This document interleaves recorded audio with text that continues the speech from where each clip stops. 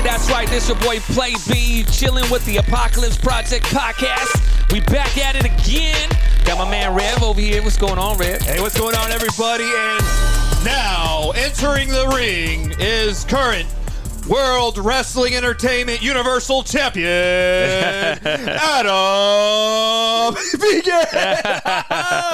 Yes, we just. What is up? Adam the Ghost Hunter is gonna find a ghost in you. What is up? Where's my Macho Man sound? Oh, my bad. Ooh, yeah. So we just had a really great introductory conversation with our new friend Adam, all the way from Maine. Man. Yeah, I don't want to miss that. If y'all didn't get last week's show, you missed the you need to go back and check that. So this week, because I've noticed, as well as not only all of his paranormal exploits, but also he is a huge fan of professional wrestling. Of course, was I mistaken, but were you just at the last WrestleMania? Oh, I wish. I've never been to WrestleMania. No, I've never been to no, I wish.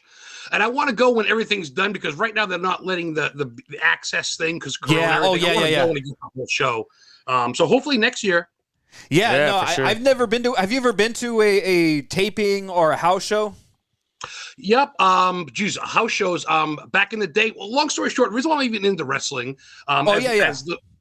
A little teaser for last week's show. I mentioned my grandfather passed away. Well, that was my first death experience at night. My French grandfather got me into wrestling. I used to go watch Chief Jay Strongbow and Andre the Giant and Bolt and British, all the old ones. And he'd go, "Oh, the wrestling, hit him, referee, turn around, he's cheating him." French accent, get around, 1, 2, 3. Oh, he pinned him. So I get into that, and that's why I get the wrestling tattoo. Yeah. Nice. And I've been to live shows. My dad used to bring me. I mean, I like sports. I like football. I'm a Bears fan, unfortunately. But wrestling is really, because there's no off season. Yeah, you know what I mean. And as you know, I'm a larger than life character, and I got to get that from wrestling. So I've been to a lot of live ones. I actually went to the Portland one when Hacksaw Jim Duggan was still the king, and Macho Man beat him to be King Macho. That was in Portland, Maine, dude. I watched that. It was a house show. All the bad guys came out at the time. It was, I think, Big Van Vader, Psycho Sid, Lex Luger, and they all lifted up Macho on their shoulders right in Portland. So I've been to a lot of house shows. I've been to 2 Monday Night Raws, but I've never been to a pay-per-view yet, unfortunately. No Money in the Banks or nothing like that. Yeah. So what I wanted to, I've been wanting to do a wrestling show because I know a lot about wrestling. I grew up a huge wrestling fan. Went through the golden era, went through the new gen era, went through the attitude era, and then after the attitude era, during the ruthless aggression era, I kind of fell off a little bit, and then slowly started dipping my toes back in the last recent years, especially now that the WWE now had the competition with AEW, and I thought that was really good, because competition is always good. Yeah. But I wanted, and B here is probably not too much into that world. When I was a kid, younger, I was into wrestling. Mainly because we only had like 13 channels growing up. There was I was also into the Golden Girls. You know what I mean? Because when I was a kid, when cartoons ended, Golden Girls came on, and then late night cartoons started after the Golden Girls. So I'd just be right there, Channel 12 all day, just like So I ain't gonna lie, listening to Rose's stories all day. But I ain't gonna lie, I used to sit there and watch the Golden Girls. It was like, what the heck's going on here? But wrestling was cool. I used to enjoy the ice creams with the ice cream, the ice cream sandwich. Like ice cream bars. Get my little Hulk Hogan going. You know what I mean? Okay. So, and that thing I wanted to talk to you about is like you know a lot about history in the paranormal sense. It's like, so I wanted to pick your brain a little bit and talk about maybe some of the most historical, the historically significant events that have happened in professional wrestling, and considering the fact that there's this big push now, like for the WWE, the Hall of Fame, and there is now a huge looking back at the past and acknowledging the past, because before, if you don't remember, but like in the golden age in the new gen area, it's like once a wrestler left and gone, it was almost like they never existed. Dang. But now there's this whole we want to reach back, we want to do the legacy. So in your mind, out of all the phases and generations or eras of professional wrestling, what do you think is the greatest and most influential? Oh, that's a great question. And it's definitely debatable. In my opinion, I mean, obviously, you got to start young with Vince's dad did it because that's really what got it on the map. Back in the day, it was WWE, and all they owned was basically New England because they're based out of Connecticut. Oh, the territory. I've been to the headquarters twice. Thank you very much. Oh, right on. Yeah, I knocked on the door and the guy came to the thing and he's like, oh, I said, well. I said, can I have a tour? I'm kind of a kid. He's like, well, do you have a kid with you? I go, no, it's just me. He goes, no, sorry. So he gave me a magazine. And I could see the Andre the Giant statue. The magazine was Undertaker, who's my all-time favorite. Oh, yeah. So that was killer. But that's tough because pre-'80s was good. You had Bob Backlund. You had, Bruno Sammartino. Yeah. That's to me when it was almost more real. People took a lot of hits back then. But at the same time, you got the generation we grew up in, right? You got the Warrior. You got all the good ones. Jake the Snake. I mean, I forgot about it. 1, 2, 3 Kid. 1, 2, 3. Yeah, Razor Ramon. All them. And then Monday Night Raw got started because back, like you say, back for us, it was only on Saturdays and Sundays at noon to 1. There was no Monday Night Raw. You had Saturday night main event at like 11 once in a while. But you didn't have Raw or SmackDown. So once that really hit prime time, and I believe Monday Night Raw is the longest running show ever. For anything. 1993. Yeah, and it's been running nonstop. It's never taken a break. There's no seasons off. It's just there's more. It's like 3,000 episodes or something crazy like that. But then you got the Attitude Era, and that brought people because people kind of started going away from the Hulk Hogan eat your vitamins shit. NWO, you know what I mean? He got that NWO. That was kind of hot, and then all of a sudden DX comes out. Suck it, the whole 9. Yeah. People would every week. It was cool. Monday night, get a beer with your friends, get a joint, and go watch the people put signs up and tell them to suck it, and watch the crowd flip out. The girl Sable comes out. Ooh, it was a big. They used to wrestle in Jello molds and shit like that. You remember that? Tori Wilson and Stacy Keibler. Oh yeah, Stacy Keibler. I had a thing for Stacy. Her and Trish Stratus. Her legs went up to her shoulders. Do you know who we're talking about? No, all these names. But now I want a beer and a joint and some wrestling. That's what I'm like. Wait, so like all these names we're throwing out, you probably have no reference to any of these people, right? But then I fell off. I fell off the wrestling game for a while, and then when WCW came, I started getting into that for a little bit. And you had Rey Mysterio and all that.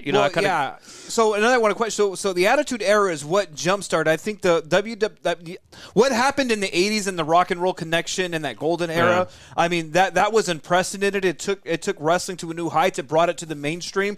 It actually went nationwide because before that, wrestling was just territorial. Like it was like gangs. So every area of the country was its own separate promotion, and you were not allowed to cross over. So what Vince Jr. did when he bought the company from his dad is that we're going nationwide. Nice. So he basically he burned some bridges. He stepped on some toes, but look at him now. He's the last man standing. The fucking dude's a billionaire, and he's, as far as I'm concerned, he's the grandfather I always wanted. Like, Vincent Kennedy McMahon, dude. I love to see him and have him look at me and say, "Yeah, fired" or something. It's true. AWA, the USF, not that's football shit, but the Southern wrestling, Georgia wrestling, all that was territorial. Georgia Championship Wrestling. There was the what do you call it? What's his name in the Texas kids? The Funks, right? The Funks are not just that. Von Erichs. The Von Erich family, they had their wrestling promotion in Texas. Dang. And then you also had them in San Francisco was a territory, LA was a territory, Portland, Seattle. So all these different territories were all... The Mountain States, the Mountain Conference, that's where Vader came from. Yeah. Big Van Vader, he was on the mountain. Even Canada had its own shit. I mean, really. Stampede with the Hearts. Yeah, so all these different... Dang. So it goes deep then. It goes really deep. It's really interesting. Yeah, I mean, they'll know the history of professional wrestling, I think, is really, like, it's fascinating. That's a whole other thing. We could either make a whole separate just series on the history of professional wrestling. Cool. It's very and it's progress. Honestly, like I said, if you really want to get literal, regular Greco-Roman wrestling is like the oldest sport. It's older than lacrosse. So it's really stems from Greco-Roman wrestling and stuff. In the Olympics, even have some Olympic Kurt Angle and this new kid they signed NXT. But it's obviously after a while when matches would go like 30 minutes long, like UFC. I love UFC, but sometimes when they're holding each other in the cage, it's like, yeah. So they wanted to spice it up, and it's acrobatics. I think even like my girlfriend Heather, we watch it every Monday and Friday. We'll get a Domino's pizza or get a nice fresh bong pack or whatever. That sounds like a date night. Yeah, it's just, and I think, dude, honestly, dude, I know you're out of it, and I'm with you. Because I was out of it too in the 2000s when Randy first came out. It was kind of boring. I kind of stood out of it until about 2010. I lost about 10 years. I go back and watch it now, see what I missed. But like Jim Morrison and them, John Morrison and whatever, But it's you get to know the characters. And back then, like you said, once they leave, they're gone. And when they're on TV, from Parts Unknown, The Ultimate Warrior. Nowadays, they have names. They get married. You see them on Instagram. Alexa Bliss. They have Undertaker, Mark. Uh-oh. It's the ghosts. Can you hear us, Adam? It's the interwebs. Sorry, he wants to run. So I think it's really went from like a basic sport to like almost a fun to like in the 80s when people were like, oh, wrestling, that's fake garbage. In the 90s, it was wild but still fake. But now it's respected, and these fuckers are athletes, and the chicks too.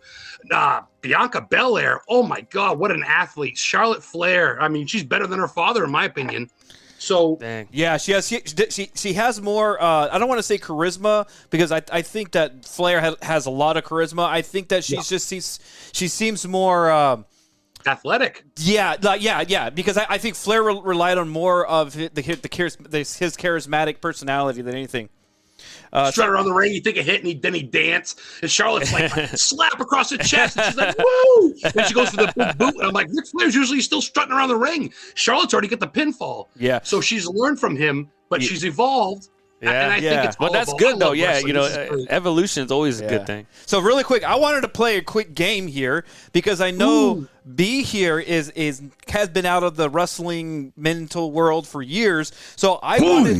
Oh yeah! So I compiled a list of professional wrestling terminology, and we're going to play a game. We're going to have some. I know we don't have any game show music now, but I'll put it in when I do the editing, so it's going to start now. There we go. Welcome to the game show. So I got a list of words. I'm going to say the words, and I want you to tell me what these words, these wrestling terminology words mean. All right. Okay, so I got a list, and then if you get it wrong, we're going to defer to Adam here, and we're going to see if he can guess it as well. Oh, man. So I'll be ready. Shit, the hot seat. Damn. It's getting hot in here. Okay. It's an inferno match. It's an inferno match. An inferno match. Let's take it to the caves. Let's take it to the caves. Okay, so the first word here, and if you want me to use it in a sentence, you can ask me to put it in a sentence, but I'm just going to throw the word out. Throw it out there. So the first word is going to be pop. What is a pop? How do you spell that? P. He thought I was serious. Yeah, right. Hey, can I phone a friend? Can I phone a friend? So pop? What is a pop? P-O-P. What is a pop? Like a pop. That's my father. That's my pop. Or it could be like you popped them. Bam. No. No. Oh, my bad. Okay. So Adam, do you want to guess what a pop is? Okay. Well, I won't guess. I'll actually tell you because me and my girlfriend do this a lot. She always goes, "Well, that was a great pop, huh?" Yeah. And I'm not in that type of way, guys. It's a black eye. I was like, yeah, I've been on that website. Well, besides being another term for a soda, a drink. Yeah, right. A pop is when something happens and the crowd just goes ape shit. Yeah. Like say all of a sudden they're wrestling and then all of a sudden. Oh, you froze again. No. Oh, this is going to be fun to edit. Yeah. Should we put music right now? No, you have game show music going right now. Yeah, I know, right? Oh, don't tell me we got to. It's the Gremlins. Okay, let me. You want me just to pause the recording? No, pause it. We'll keep it in there. Let's see. Let me. I am going to stop, and then we are going to recall our friend Adam here because apparently I added a marker there, so we're going to call him back because we lost. But he was exactly right though. So what a pop is when the crowd gets ape shit. Yeah. So it's like usually like remember back in and we'll try to get him on. It looks like we probably lost connection. I don't think it was on our end actually. Maybe not. I'm trying to diagnose it right now, but I don't see it on our end, or maybe it is on our end actually. Now that I'm looking at it, can you hear us good? Everything's going through. Everything's Bluetooth right now, but you can hear us. I can hear you fine. Absolutely. All right. Did you get my answer? We heard pop, and then you froze like this with your hands up. You're Okay. Are we recording? Ready to go? We're good. Okay. See, I popped so big, the freaking screen dropped. All right, so. Yeah, I was like, dang. What a pop. That was a pop. That was a pop. Yeah, that was a pop. Well, what I was saying is a pop is when basically, like, say there's two wrestlers fighting or there's an introduction and it's someone no one expects and the crowd goes ape shit, like the crowd jumps out of their seat. It's like a pop. Whoa! Like I was going to say, is a cheap, for bonus points, a cheap pop is when the wrestler comes out and goes, "Hey, everybody in, name of the town we're in. Woo!" Cheer. Yeah, the old yeah. That's a cheap pop. I think, and one of the reasons why I brought this up because I think some people point to once the greatest pop or the loudest pop, as they say, is the one on an episode of Raw actually when I think it was like the Mankind or Mick Foley was getting beat down by D-Generation X or the Corporation. He was getting beat up by the Corporation. Then DX came out to help him, and then all of a sudden, the glass shatters, and here comes Stone Cold, and that was I'm going to put that in here, but that was supposed to be one of the greatest pops or the loudest pops. Okay, so another word. I got another term here. All right. I got another term in here. Don't mind me. I'm just answering a text real quick. What is a job? Whoa. You heard about that? What is a job? You like that? Yeah. I think I should just win right there. That'd just be automatic bonus points. Okay, what's a job? Yeah. In wrestling, what does it mean to do the job? To win the match, right? No? You know what it is? It's 209-214-9472 is what you should have called. So Adam, what is a job? A job or a jobber.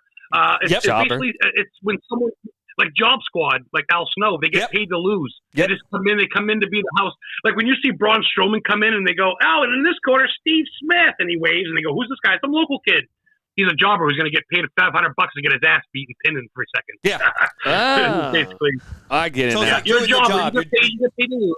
Yeah, you get paid to lose. Basically that's what you got to go out there and do the job. Basically, go out there and put the other guy in the winning situation. Oh, did we just get him back? Oh, we got him back. Oh, good. Oh, how did that happen? That was weird. I don't know, but I'm gonna go with it. We're recording. That was crazy. It's the interwebs. Wow, it's paranormal. Let me turn him back up on the mixer. Then there we go. There we go. Yeah, we got all the paranormal happenings today. Wow. So, but it must be Papa Shango. You know, the spirit's strong. The force is strong with this one. He's coming out. Oh, yeah. I'm gonna start bleeding out of my head, and there's gonna be smoke around me. And shit. Damn. Yeah. Papa Shango. So let's go to this next term real quick. So the next term I have is what is a babyface? At this point, and no, not you, right, not the singer. And at this point, I'm not even sure, but a babyface is going to be someone that's new to the arena, new to the game. Adam, do you want to correct him? A babyface is basically the opposite of a heel. A babyface is someone who the crowd's supposed to root for. Like Hulk Hogan's been a babyface for years, but when he turned into NWO, he turned heel. Heel means bad. Heel's like a bad person, I guess, like the villain.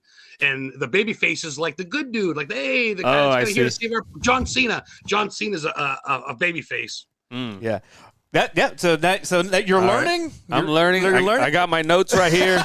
Yes. Street terms, brother. You can hang with the best now. You get the street terms. Yeah. Okay, so here's another term. What is a bump or bumping? You know, I just so many visuals just went into my head right now. not knocking, not bumping, grinding. Just a little bump there. Like, why is his nose bleeding? Shoot, a bump is shit. I don't know. Honestly, I have no clue. Not even a guess. Okay, a bump is basically taking a fall. Like someone's like, "Yo, I'm gonna throw you out of the ring tonight. It's gonna be great. We're gonna get a good pop out of it. I'll take the bump. Fucking throw them off the thing. It's gonna hurt." But not everything in wrestling doesn't hurt. These motherfuckers, they die off painkiller addiction because they're in pain all the time. Yeah, wrestling's a rough sport, man. So a bump is basically taking a slap to the chest. I want your chest to be beat red. The crowd's gonna pop. Let me slap your chest. I'll take the bump. Go ahead. Yep. Bam. Yeah. Damn, that is crazy. Yeah, so that's bump. Basically, like when you see a wrestler reacting to somebody else's moves, that's them taking the bump. Oh, okay. Okay. I'm gonna see if I can. I'm gonna try to see if I can find one that you might be able to guess. Okay. Let's see. Okay.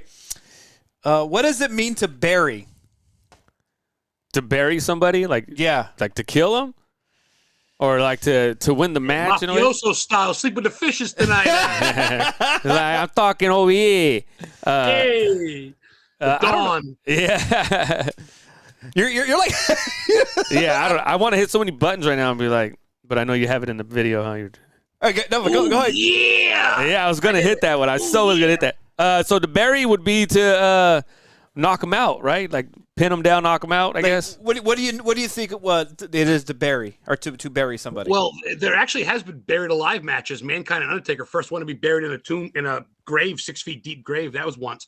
But to bury someone's basically like to be like, yeah, I'm gonna go out there and I'm pretty much not gonna let him do anything, and I'm gonna make it so he's not relevant. He's not gonna be on TV anymore. You used to say Triple H buried people. He used to have a shovel because if Triple H didn't like you, you're not gonna get any airtime. You're gonna have shitty matches. You're gonna go against dumb opponents, and you're gonna have just a shit character. Kind of like saying like you suck. We're gonna push you out. Yeah, poor booking. You could have poor booking, or somebody could actually go out and talk bad about you in an interview, and basically then your career could be over. It's basically, ending somebody's career is basically doing. Undertaker used to be the judge. They had a back judge in the room, and if you fucked up or did something against another wrestler, if you were late or ate their food, or maybe you shit your pants during a match or something, Undertaker would be a court, and they would have like a wrestling court, and you'd have to buy the Undertaker a bottle of Jack Daniels or something. Yeah. Oh no way. Yeah. Oh yeah. So was it the Bone Street Crew or something like that? Yeah. Bone Street Crew. Him, Yokozuna, and Godfather. Yeah. Shit. They even had their own gangs in the backstage area. Dang. So okay, here's one I think that you're going to be able to get. So I'm going through my list. So what is a gimmick? Yeah. Oh, when someone's a gimmick? Yeah. No, specifically like a gimmick. Like let's say for instance, this is going to be your gimmick. Oh, it'd be like something that I do. It could be a behavior, or it could be like an attribute or something, right? Yeah, pretty much. It's like playing a character. Like this, like Hulk Hogan had the Ultimate Warrior. That's a gimmick. Well, you know what it is. He's not acting that way at all. Well, maybe he was actually. You know what it is. He's a pretty wild fucking cat. You know what it is. I'm pretending I don't know this stuff. I was trying to hustle y'all so we can start putting money on the table. But no, I'm just kidding. I'm just kidding. Well, like there was back in the early '90s, the old Legion of Doom member was the Repo Man, and he'd come with a rope and he'd sneaky like he's gonna repo your car. But like a repo man. Yeah, nice. That's a gimmick. That's the character that is playing the gimmick. Okay, nice. Okay. So let's do one more. I'm gonna go because I got a whole list, but I want to have multiple more shows where we play this game with other. What is a mark? Good one. I have that on the list. What is a mark? I knew you would. I was waiting for it. Okay. A mark, like in wrestling, I would say a mark would probably be the snitch character, or one that's gonna be the one to take the loss. No. You're looking at him. You're looking at a mark right here. Yeah. An avid fan, a junkie fan who's got. I'm not in it. I'm just like a big, almost like an if observer. you're a big fan of the Patriots and you buy all their jerseys and all that. Oh, that's a mark. Yeah. There's a mark out there waiting for autographs. Yeah, somebody that will buy anything, like a fanatic, anything. like a main, pretty much. Yeah, hundreds of dollars on stupid things. You marked out for that, didn't you? I got some miles on, dude. I drove all the way to Massachusetts. Alexa Bliss, they had a comic book store, and they made a comic out of her. They made 300 comics. The first 300 people get one. Oh, I was there 4 hours early by myself in Massachusetts, waiting in line with my hood on, trying not to talk to any of these other marks. A lot of wrestling fans can be annoying. You just face it. Who's your favorite Bella? I like them both, but who's your favorite? Oh, shut up. God. You know what I mean? It's like, I don't care. You're all the Hanson brothers. I waited, yeah. I waited, and I saw Alexa, and I'm like, I drove from Maine. I sing in a metal band. I used to for 5 years. I was going to mention that, too. I seen that. Yes, I used to sing Culling the Herd. I used to sing. I have a skull, and I used to hang crazy shit. But I told her, I'm like, I wear your shirt on stage, Alexa Bliss shirt, which I used to. And she goes, oh, that's awesome. She goes, drive back home safe to Maine. And I'm like, You marked out. That's marking out. Dang. I'd have been trying like, what's up with it, girl? You want to drive with me? No, I'm kidding. I'm happily married. I know that because that's what she told me. So. That's why your wedding rings got bad aura. Yeah. Hey, Rudy, check this out. That's me and the Boogeyman. Oh, you were saying that you ate. Yeah, you know who the Boogeyman is? You ever seen his character? No, but that's badass. That guy. Yeah, that's basically like the modern version of the Papa Shango. That's pretty sick. First time I ever get to be in a ring. It was a little house show that wasn't even WWE. It was some random East Coast slammers or whatever. Yeah. Something like 15 people showed up, and I had ringside seats for like $3 or whatever it was. And the Boogeyman was the attraction, and I got to go in the ring. It was like $10 extra, and I have a big picture signed by him. Oh, that's I cool. get to go in the ring, and I'm jumping around, hitting the ropes. They're like, hey, calm down, buddy. Who's this fucking guy? So I go to the Boogeyman, and he eats worms. He comes out. He's in your nightmares. He has real night crawlers. Yeah. And he puts them in his mouth, and so I had one. I put one in my mouth. I held up his clock. That clock is his. And I told him, I said, I sing in a band, Culling the Herd, which I got tattooed. Nice. So he goes, Culling the Herd. And he took a picture with me. So he signed my thing. He signed my picture. It's him with worms in his mouth. And it says, to Adam, Culling the Herd, may all your nightmares become reality. Oh, sick. Hi. Oh, that's badass. Okay. Yeah. So we'll do one more word, and I know we're running out of time. So we'll do this last word, and then we'll just close the show with some closing remarks. But here's my last word. What is a shooter? A shooter. That would be like, okay, let's say. Want me to put it in a sentence? Yeah. Give me some context. Yeah. So let's just say, for instance, Ken Shamrock is a good professional wrestler, but he's also a shooter. For some reason, I'm thinking the word torpedo comes in my mind. Because, like, let's say, oh, hey, Rev, I don't like that dude over there. How about you just go bump into him and start shit? And then, now we got beef. That's good. It's close. You're getting there. That's what torpedoes do. You know what I mean? I'm sure there's a word for that too. That's funny. That's almost like burying in a way. I guess you go and a shooter is basically, it's like in UFC. It's a certain brand of like a wrestling or fighting. Like a shooter, someone that aims for like a physical grappler. I guess you would say, or someone with submissions. Like a shooter, someone like Brock Lesnar's a good shooter. He comes right at you. He doesn't need high flying gimmicks or cartwheels or arm stands. He'll just come at you, rough and house. Oh, yeah. So it's basically like somebody that can actually throw down, wrestling, throw it down, and actually fight for real. They can do both. They're not just like that's why Ken Shamrock, who actually was a UFC fighter, he's not just playing games in the ring. He could, or Brock Lesnar, he could actually really fight. Dang. That's why they got cauliflower ear and their nose is all crooked. Well, and it's the same thing like shoot fights. You've heard of shoot fights, right? Yeah. So I think one of the more famous shoot fight is a real fight. It could either be in the ring or it could be in backstage. Like one of the most famous and widely talked about actual shoot conversation, I think, was with the Antonio Inoki and Haystacks Calhoun. Oh, you remember that? We're going. Yes. I think Joe Rogan, they actually watched that. You crazy, Joe Rogan? In fact, let me see if I can pull it. I know you're not going to be able to see it, Adam, but we're going to close on this. I want to pull that. You might be able to hear it, though. Yeah, you might be able to hear it. Let's see if I can find it. I know Joe Rogan talked about it. It was really interesting. But, yeah, so a shoot fight. I think another good shoot fight happened between allegedly happened between, what was it, Goldberg and Chris Jericho. In WCW. Oh, yeah. And Jericho's smaller, but I guess he kind of held his own from what I heard. But yeah, that's basically, it's just an aggressive go-to. Like there's almost like no rules, no thrills about it, nothing. No one's helping each other on this one. It's almost like just a fist fight, kind of, more or less. Yeah. Well, you know what? Hold on. I'm gonna pull it up right here. Are you trying to find your mouse? I mean, your keyboard. Like I forgot my keyboard isn't here right now. So I'm just gonna find it for you since you have this put in. But let's see, Antonio. Let me see. Hey, way to play along though, man. I know you've been out of the loop for a while, but you took it like a champ. Those are some hard questions. Yeah, I'm a team player. You know what I mean? I like to have fun with this stuff, and it's cool because this takes me out of not knowing to starting to learn and starting to get that fire ignited. You know what I mean? And I think that's awesome. Yeah. I don't know if I'm friends with you on Facebook. Send me a friend request, man. If you're for sure. Yeah, I'm on Facebook. Yeah, I will for sure. And on Monday Night Raws, we can talk back and forth now. I'll get you back into it. Yeah, right? For sure, dude. Hell yeah. I know my son wants to get back into wrestling. We'll put that on the screen below, but that's the fight. So it happened in Japan. Of course, punch him in his fat stomach and he wouldn't even move. Oh, this is Bill Burr talking about it. Punching his stomach like it's hard as a rock, and people were laughing in the crowd.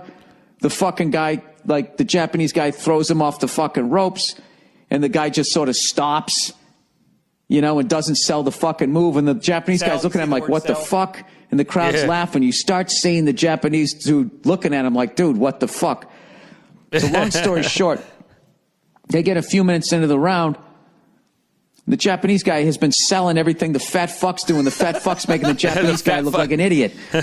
So fat fuck gets the Japanese guy against the ropes, and he's punching almost like the back of this guy's neck. Super fucking hard, and the guy takes like 3 of them before he finally like blocks the 4th one, and then he just snaps like, dude, what? Like, fuck this. Damn. And he just stands up and just open hands slaps this fat fuck in the head as hard as you possibly can. This fat fuck, the way he says it, I like and the fat page boy guy like turns his head. It's fucking phenomenal. And the Japanese guy's going like, making those like, come on, let's fuck around like a dog. Dude, that was badass. And honestly, what's funny, that's another terminology you could say. That's actually getting a receipt. A receipt? Like if someone doesn't sell it, or if they actually do punch you too hard, you owe them one. You're going to get a receipt. Like when Brock Lesnar fought, Braun Strowman? Braun Strowman hit Brock really hard with a headbutt, and fucking Brock Lesnar hit Braun back and said, slow down, calm the fuck down. Yeah. Right in the middle of the ring. I remember that. Because sometimes he gets carried away. I remember Shane McMahon hit Jericho during the Survivor Series. Punched him in the nose a couple times. Remember that? Yeah. Yeah, that was a couple years ago, 2017. That would be called working stiff. Yes, and working stiff, right? Yeah, that's another term. Hey, we could do terminology. Is this a porn terminology, or is this wrestling terminology? Oh, that'd be great. I get the porn ones. Wrestling or porn? What is a pop? What is a pop? What is a hitting stiff? What is burying? Jesus, bro. Yeah. Why does it smell like shit in here all of a sudden? What wrestling move is called the deep throat? Yeah. Hey, Rev's like, I like tea. What do you do with the bags, huh? It's the mandible claw. You guys are a fucking riot. This is one of my favorite shows, dude. Right on, man. Right on. All right. So anyway, we're coming down to the end of the show. This has been an interesting conversation in itself. Once again, if people want to, and we didn't share, we're going to share this in the. Go ahead and give a quick plug there, man. Share all your stuff. That's right. I actually have stuff. Yeah, that's right. I do shit myself. I am a host. Wait, you shit yourself? I'm going to have you guys on my podcast one of these Saturdays. Let's do it. Hell yeah. And we'll take off where we left off. Anyway, so that every Saturday, 8 p.m. Eastern, that's Historically Haunted Vodcast with a V. That's something I do on my own. I don't have sponsors. I just do it because I love it. I love talking to people about food, music, ghosts, whatever, like we're doing now. Every Friday, though, that's a little bit more serious. Historically Haunted Show. That's on Paranormal King Radio. You can Google it, and it's on Facebook. He's got a bunch of people throughout the week. I'm his Friday host. Okay. We've talked to Tony Spera, UFO people. I've talked to Satanists, you name it. It's pretty open, too. I also am the founder of Historically Haunted Paranormal. That's on Facebook. Me and my girlfriend run that. I also do YouTube. Nice. I'm trying to branch out a little bit. Not that I want to be known, but I have so much stuff that people want to dig, and they're like, wow, you got to share it. So I started a YouTube page. All separate words. Adam the Historian Ghost Hunter. I got about 56 subscribers, but that's where you see me going to Vampire's grave, looking for mermaids. Oh, that's badass. I've been to the Boston Strangler's grave. I've been to the Axe Murder House in Vasilla, Iowa, where 8 people got killed by axes in 1912, and they never found the killer. Lizzie Borden, all that stuff. I find every day I'm stopping someplace, as you know. So that's always on there. Follow me on there, guys. Nice. Subscribe to that. I'd love it.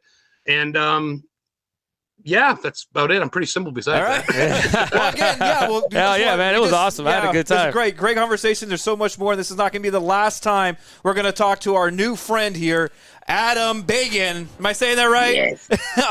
Adam Bagan. Just call me Adam the Historian Ghost Hunter. There you go. I shoot the shit out of your guys' thing, too, on my group pages. Right on, brother. Appreciate it. We'll have this up. So anyway, thank you for checking in with us. I am your host, Sir Rev. Play beat. That's what's up. Our special guest. Hit Macho Man one more time, Macho. Oh, okay. Let me go over there. Reigning champion. Adam Biggie!